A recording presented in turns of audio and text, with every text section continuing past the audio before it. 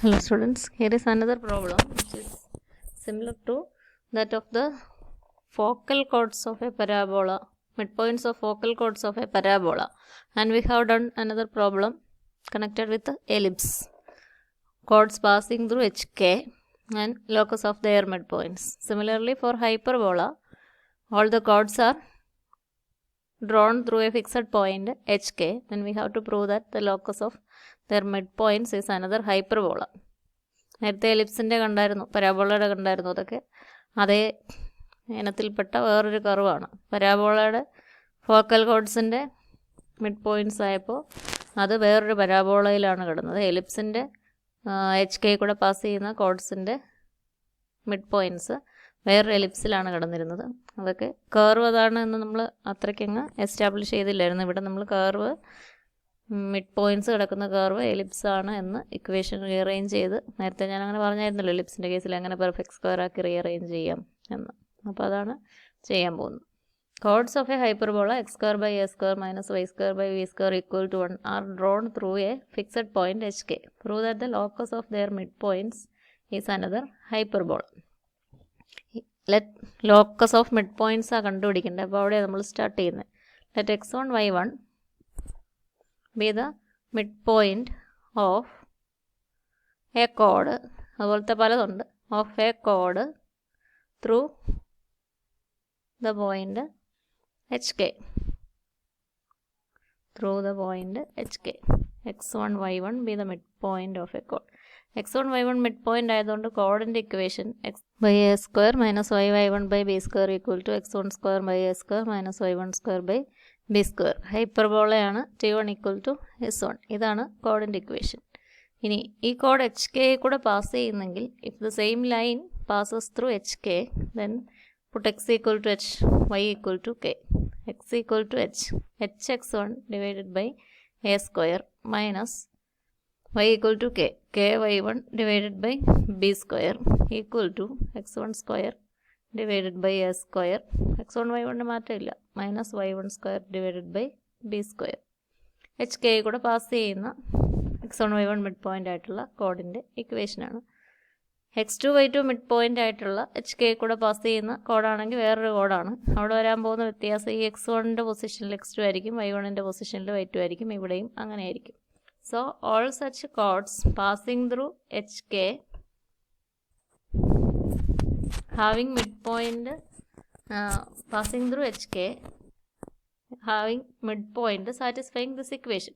So midpoints lie on a curve hx divided by a square minus HK കൂടെ pass ചെയ്യുന്ന കോഡ്സിൻ്റെ mid point ഈ കർവിലാണ് കിടക്കുക.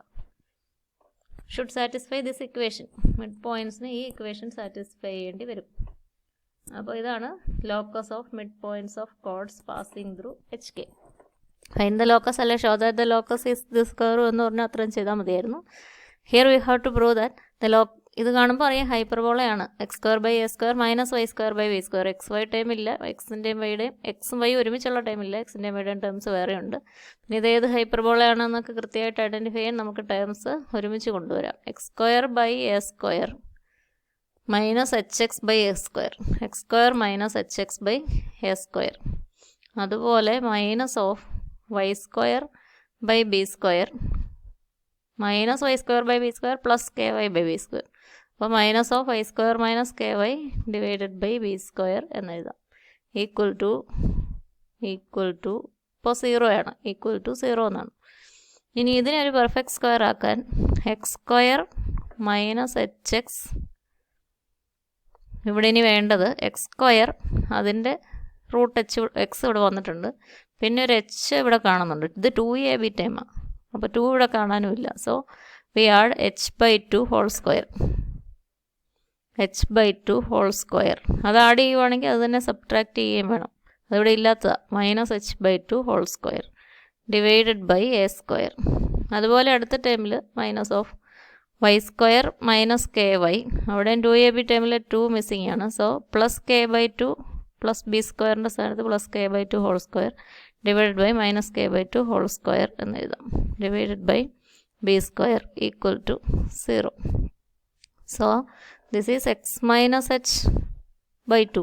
x minus h by 2 whole square divided by a square. പിന്നെ ഇവിടെ വരുന്നത് സബ്ട്രാക്ട് ചെയ്യുന്നത് minus H by 2 square, H square divided by 4 a square ആണ്. മൈനസ് ഓഫ് ഇവിടെ y minus k by 2 whole square divided by B square. പിന്നെ വരുന്നത് minus minus plus ആകും, K square divided by 2 square 4 B square by B square കൂടെ ഉണ്ട് equal to 0 എന്ന് വരും. Or we can write X minus H by 2 whole square divided by A square minus Y minus K by 2 whole square divided by B square equal to right സൈഡിൽ h square divided by 4 A square minus K square divided by 4 B square എന്നുള്ള കോൺസ്റ്റൻറ്റും വരും. അപ്പോൾ ഇതാണ് ആ എലിപ്സിൻ്റെ ആ ഹൈപ്പർബോളയുടെ equation. Equation of the hyperbola with vertex centre x square by A square എന്ന് പറയുക x minus H by 2 whole square, centre H by 2 K by 2. ഇനി ഈക്വൽ ടു 1 എന്ന് കാണണമെങ്കിൽ ഈ കോൺസ്റ്റൻ്റ് എടുത്ത് ഇങ്ങോട്ട് ഇട്ടാൽ മതി കേട്ടോ. A square into H square by 4 A square minus K square by 4 B square ഈ കൂടെ ബി സ്ക്വയർ ഇൻറ്റു ആ കൂടെ h square by 4 A square minus K square by 4 B square equal to 1 എന്ന് എഴുതാം. അപ്പോൾ ആ താഴെ കാണുന്നതാണ് മേജർ ആക്സിസിൻ്റെ ട്രാൻസ്വേഴ്സ് ആക്സിസ് കോൺജുഗേറ്റ് ആക്സിസിൻ്റെ സ്ക്വയേഴ്സ്, ഹാഫിൻ്റെ സെമി ട്രാൻസ്വേഴ്സ് ആക്സിസിൻ്റെ സെമി കോൺജുഗേറ്റ് ആക്സിസിൻ്റെ സ്ക്വയേഴ്സ്. എയും ബിയും അല്ല, ഈ കോൺസ്റ്റൻറ്റും കൂടെ ഡിനോമിനേറ്ററിലിട്ട് അത് സ്ക്വയർ ആയിട്ട് വരുന്ന നമ്പർ ഏതാണോ അത് സെമി ട്രാൻസ്വേഴ്സ് ആക്സിസും സെമി കോൺജുഗേറ്റ് ആക്സിസും അങ്ങനെ പറയാം. This is a hyperbola. ഇപ്പോൾ കാണുമ്പോൾ മനസ്സിലാവും hyperbola with centre H by 2 K by 2.